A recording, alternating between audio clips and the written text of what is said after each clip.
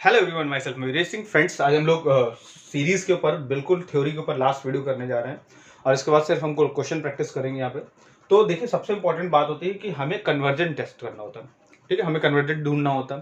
तो लेकिन अगर हम कन्वर्जेंट ढूंढने के बजाय हम डाइवर्जेंट ढूंढ लें और सीरीज हमारी बहुत आसानी से सॉल्व हो जाएगी भाई। हमें ऑप्शन एलिमिनेट करने पड़ेंगे क्योंकि आप एट ए इंस्टेंट कौन सा किस पे लगाना है टेस्ट आप नहीं पता कर पाओगे। ठीक है, तो सीधी बात, सबसे पहली बात, डाइवर्जेंट टेस्ट क्या कहता है कि अगर आपने किसी पे limit n tending to infinity और यूएन अगर नॉट इक्वल टू 0 आ गया तो हम उसे डाइवर्जेंट कहेंगे। बिल्कुल कहेंगे, सीधे बिंदास कहेंगे, उसको डाइवर्जेंट सीरीज कहेंगे। जैसे एग्जाम्पल के तौर पे अगर मेरे पास दे दे n+1 अपॉन n लिख दिया, limit n tending to infinity, इस पे लगाया तो ये जो भी आएगा हमारा limit n tending to infinity 1+1/n आ जाएगा। ठीक है, तो यानी ये क्या जाएगा 1+0, दैट विल बी कितना 1 बचेगा, 1 नॉट इक्वल टू 0। इसका मतलब सीधे सीधे ये क्या है, जो भी ये हमारी सीरीज थी जिसका nth टर्म इतना था तो वो क्या हो जाएगा, डाइवर्जेंट हो जाएगी। ठीक, दूसरी बात क्या है कि नेसेसरी कंडीशन फॉर कन्वर्जेंट होने की नेसेसरी कंडीशन क्या है कि यूएन पे क्या होगा, infinity limit n tending to infinity क्या हो जाएगा, 0 हो जाएगा। ठीक, तो ये तो कंपलसरी है कि अगर वो कन्वर्जेंट होगा तो limit n tending to infinity पे वो 0 हो जाएगा। लेकिन हम ये नहीं कह पाएंगे कि अगर 0 हो जाता है, ये क्या बोल रहा है, नेसेसरी कंडीशन है।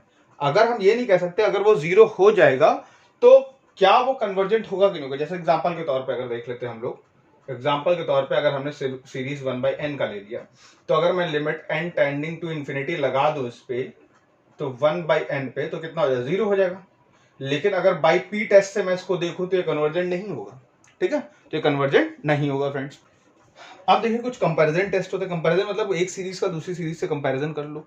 ठीक है, तो हमने क्या बोला कि अगर मान लीजिए A N B positive term series है, ए एन कोई अपनी पॉजिटिव टर्म सीरीज है, वो किसी सी एन सीरीज से छोटी है। ठीक है, किसी सी एन सीरीज से छोटी है तो कुछ एन नॉट कुछ सम फिक्स टर्म के लिए, इंटीजर के लिए, तो सी एन अगर कन्वर्जेंट होगा तो ए एन भी कन्वर्जेंट होगा। जैसे एग्जाम्पल के तौर पर अगर हम बात करें कि हमने क्या बोला कि 1/n² जो है, 1/n² क्या है तुम्हारा, या हम कंपैरिजन किसी से कंपेयर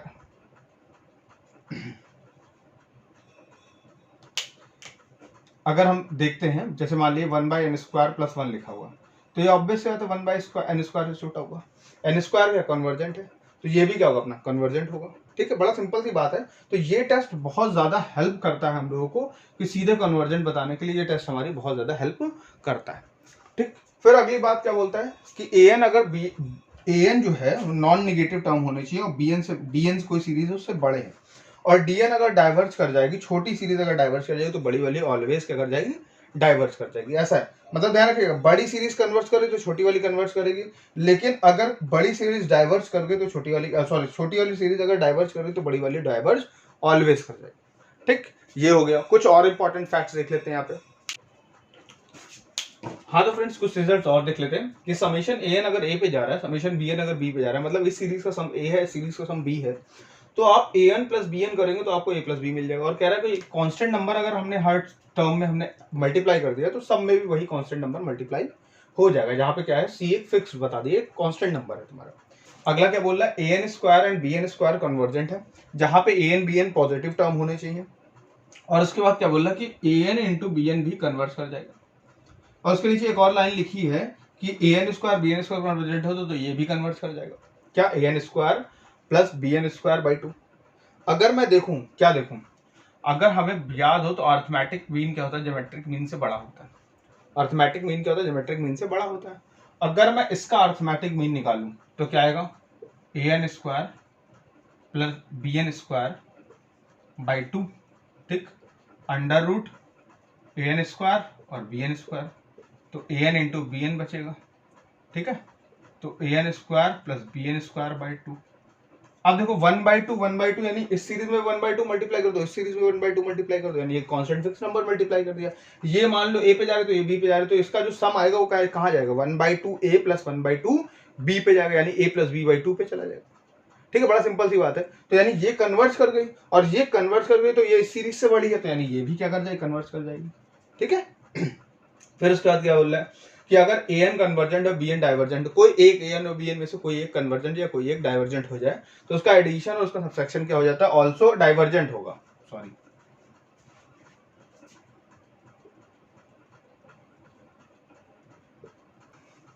तो ये डाइवर्जेंट हो जाएगा। फिर अगर बात करें ए एन एक पॉजिटिव सीरीज है जहां पे क्या हो जाए, a n convergence to a n convergent है, तो a n upon a n plus one, ये ऐसे लिखा है ए n upon a n plus one, ये जो सीरीज बनेगी ना ये भी कैसी होगी, हमारी कन्वर्जेंट होगी। ठीक, फिर रेडियस ऑफ कन्वर्जेंस क्या होती है कि 1/r जो होता है limit n tending to infinity a n upon a n plus one upon a n बचेगा, limit n goes to infinity a n की पावर 1/n। कभी कभी यहाँ पे धर्म संकट ऐसा आ जाता है कि दो वैल्यूज आने लग जाती हैं। दो वैल्यूज कैसे, मतलब n एक बार इवन होने पे 1/r की वैल्यू कुछ और आएगी, एक बार n ऑड होने पे 1/r की वैल्यू कुछ और आने लग जाएगी। उसके बाद यहाँ पे भी ऐसे ही limit n tending to infinity लगाने के बावजूद भी आ जाएगी आपको, तब उस केस में हमें सुप्रीमम लेना पड़ता है, जो बड़े से बड़ा होगा। ठीक है, उसको लेते हैं हम लोग। ठीक, ये बहुत ही कम क्वेश्चंस में है, एक दो क्वेश्चंस में है वैसा मैं क्वेश्चन ढूंढ के आपको जरूर कराऊंगा। ठीक, तो फ्रेंड्स हम लोगों ने यहाँ पे सीरीज का पूरा थ्योरी पोर्शन कर लिया है। अब नेक्स्ट वीडियो हम लोग क्वेश्चन पोर्शन की स्टार्टिंग करेंगे। प्रीवियस ईयर के पहले क्वेश्चन कर लेंगे सारे, जो कि बहुत आसान आए हुए हैं, और जो उनको आसान से कैसे कर सकते हैं, उन पे एक्सपेंशन कैसे लगा सकते हैं। देखिए खेल सारा का सारा इस चैप्टर में कॉन्सेप्ट आपको कितना अच्छा क्लियर है। कोई कहे इस पे शॉर्ट ट्रिक है, कोई इस पे कहे ये चीज़ है, शॉर्ट ट्रिक है ही नहीं, कोई शॉर्ट ट्रिक नहीं होती, सारे के सारे रिजल्ट्स होते हैं, सारे की सारी थ्योरम्स होती हैं, उन्हीं को शॉर्ट ट्रिक की तरह इस्तेमाल किया जाता है। ठीक है, बस और कुछ नहीं होता।